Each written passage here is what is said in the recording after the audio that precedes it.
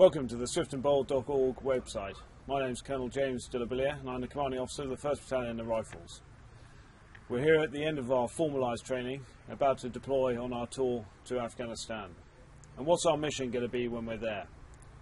Well, for this tour in particular, it's going to be defined by the process of transfer of lead security responsibility to the Afghan National Forces. That's really going to enable the pathway for the transition of British troops or British combat troops out of theatre by 2015. For One Rifles, this means three things. Firstly, we're going out to protect the population in Nari Saraj, where we're going to be operating. We're also, with extra energy, going to be developing the Afghan National Security Forces, both the Army and the police, as best as possible, both in capacity and capability terms, to pick up the mantle of security responsibility. And finally, we're going to reduce the Taliban effectiveness to disrupt that program.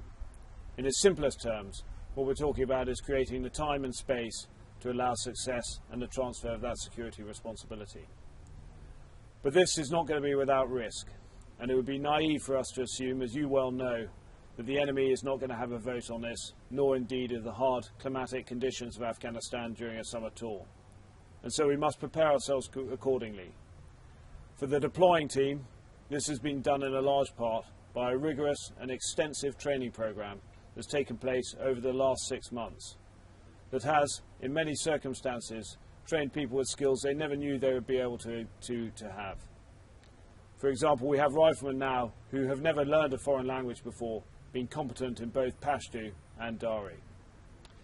For the home team, this is about looking after each other and knowing when to ask for help. But in the longer term, this is going to be about looking after our casualties in the event of an incident. And that is the purpose of the swiftandbold.org appeal. The appeal is about providing funds to enable those families, to assist those families in the immediate aftermath of both an incident or a bereavement. And it has longer term value too, in particular to do with the longer term management of our casualties. And so I'd ask you to wear your wristband with pride, to make a donation as and when you feel appropriate to do so, and to encourage your friends to do likewise. Thank you very much.